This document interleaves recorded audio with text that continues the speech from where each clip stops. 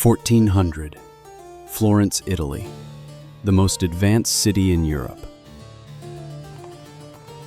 The city that invented banking, that paved its streets before any other city in Europe, that was, right now, in the process of building the most beautiful cathedral dome in human history. Ghiberti is in his workshop, working on the bronze doors of the baptistry, the ones Michelangelo will later call the Gates of Paradise. This is happening right now in this city, in this year. And 4 streets away from Ghiberti's workshop, men are soaking animal hides in vats of dog feces. The runoff drains toward the Arno, the river everyone drinks from. This is a documentary about a walk. We are going to walk through Florence in 1400, from the city gate to the river. 6 zones, 1 city. Each zone a different layer. Each layer closer to the thing underneath the Renaissance.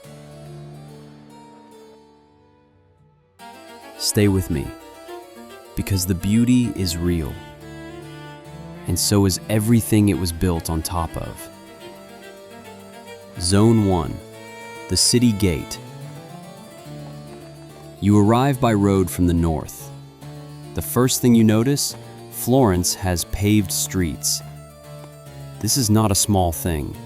In 1400, Florence is the first major city in Europe to have systematically paved its streets. The law passed in 1339. Cobblestone from the gate to the center. You have been walking on mud roads for 3 days. This feels like civilization. The second thing you notice, the smell. Not the smell of mud, not animal dung from the road. Something chemical. Something that sits at the back of your throat. Something that does not belong in the air. Florence has a law. You cannot throw waste from your window onto the main streets.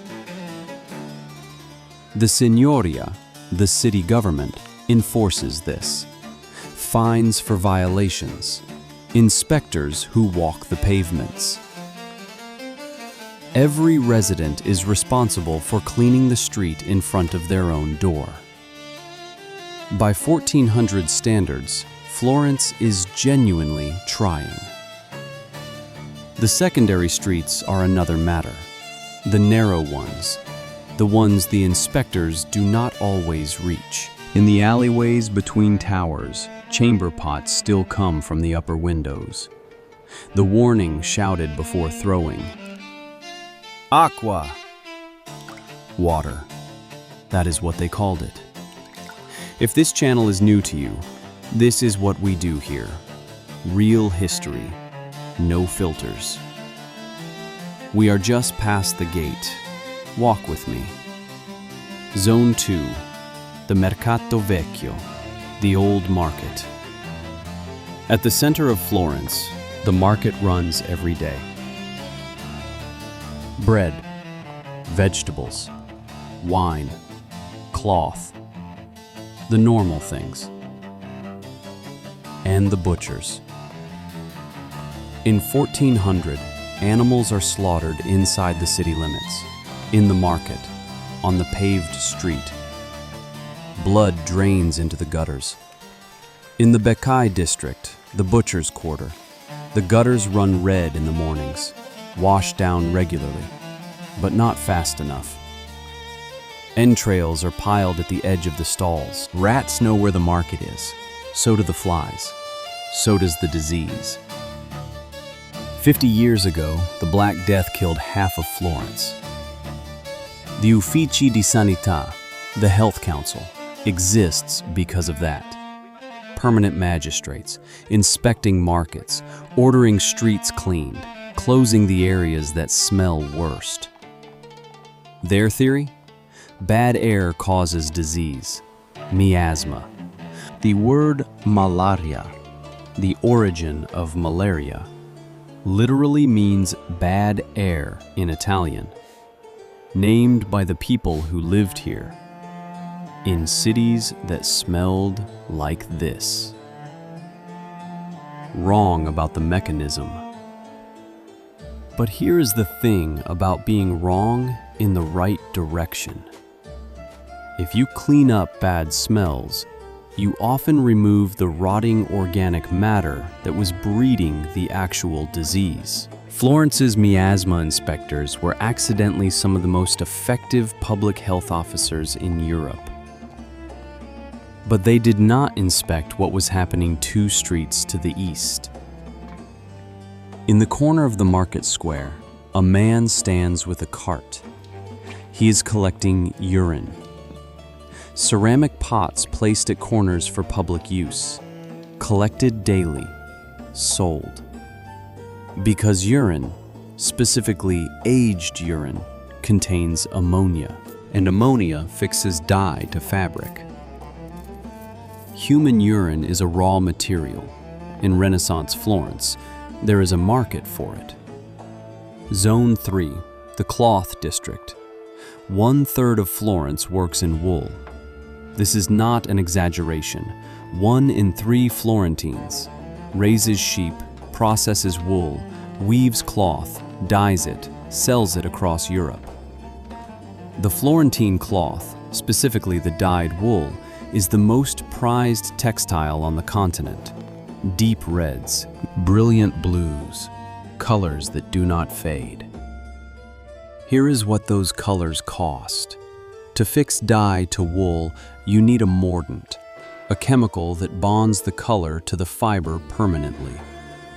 The mordants in use in 1400 Florence: potassium alum, arsenic compounds, lead salts, and the fermented urine collected from the corners of the market. The dye workers, the tintori, handle these substances daily with their hands. Arsenic absorption through skin, lead through the lungs, ammonia burns on the forearms. Studies of tannery and dye workers in Italy have documented cancer rates between 20 and 50% above expected levels. In 1400, they do not know this. They know the workers get sick. They assume it is the bad air. They are partially right. The wastewater from the dye works drains directly into the street gutters, the same gutters that drain toward the river. In Venice, 40 miles to the east, they solved this differently. Venice has no streets to pave. Venice has canals and the Adriatic tides. Twice a day, the tide moves through the lagoon. It pushes water through the city's canals. It takes the waste with it. The Venetians did not design this. They simply built their city on a geology that cleaned itself. The tanneries still went in the canals. The slaughterhouse runoff still went in the canals. The tide took everything, out of sight, into the lagoon. In Florence, the Arno does not have tides. In Florence, what goes in the river stays in the river until it reaches the sea. We are halfway through this walk. If you are still with me, the like button is there. Because the next zone is where the animals are. Zone 4, Santa Croce, the tannery district. You smell it before you see it. Not the chemical smell from the cloth district. Something older, something biological. Rotting animal hide, lime. The specific, irreducible smell of organic matter being broken down by chemistry. To make leather, you start with a raw hide. You scrape the flesh from the inside. You remove the hair from the outside. To remove the hair, lime. Quicklime mixed with water. Caustic enough to dissolve keratin. The hide soaks for days. To soften the hide after the lime, dog feces. Collected from the streets of the city, sold to the tanneries. mixed into vats. Dog feces contains enzymes that break down the protein matrix in the hide without destroying the leather. It works. It also smells exactly like what it is. Dove feces and pigeon feces serve the same purpose. Also collected, also sold. In 1400, the guild that controls tanning has official collectors for these substances. These are skilled jobs. The men who know the right ratios of lime to hide, the right duration for the feces bath, the right moment to pull the leather. They are guild members, with rights, with wages, standing in vats that would corrode your skin faster than anything you have ever touched.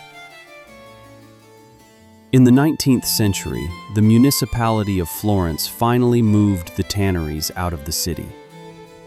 The stated reason in the official documents, the smell had become unacceptable. In 1400, it was acceptable. It was Tuesday. Zone 5, the Arno, the river that made Florence possible. The Arno is the reason Florence exists where it does. Clean water for the wool, power for the mills, transport to Pisa and the sea. In 1400, people drink from the Arno. They wash in it, they fish in it. What is in the Arno in 1400? Lime runoff from the tanneries, arsenic and lead from the dye works, fermented urine from the cloth processing, animal blood from the Vecchio district, the cesspits of the Palazzo Davanzati and every other palazzo along the banks. The Arno runs green-gray in summer. The fish that survive in the upstream sections do not survive in the city. And yet, the Ponte Vecchio spans the river. Shops built on both sides of the bridge, goldsmiths, jewelers, the most elegant retail in Europe. The view from the bridge, the Arno reflecting the hills of Tuscany, the cypress trees, the light. The view from below the bridge, everything the city has put in the water, moving silently toward the sea. Zone 6, the last zone, no coordinates. The same city, the same year. Ghiberti is casting bronze panels depicting the creation of Adam. Brunelleschi has just solved the problem of how to build a dome larger than the Pantheon. A structural solution nobody had found in 1,000 years. The Medici Bank is financing the most ambitious art program in European history. All of it paid for by the cloth. The arsenic in the dye vats, the dog feces in the tannery vats, the urine sold by the cart at the market corner. Every florin that funded Ghiberti's workshop passed through the hands of someone who spent their days in something corrosive. This is not unique to Florence. This is not a scandal. Every great object in history has a supply chain. The gates of paradise are bronze. Bronze requires tin and copper, or requires smelting. Smelting produces fumes. The colors in the paintings of Fra Angelico, painted in this same decade, in this same city, use lead white, vermilion, ultramarine. Lead white is made by exposing lead sheets to acetic acid vapors. Vermilion is made from mercury and sulfur.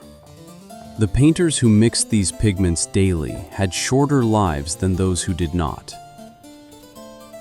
The hat makers knew something was wrong. The felt for hats required mercury nitrate to mat the fibers together. The process worked. The workers who did it daily developed tremors, memory loss, personality changes.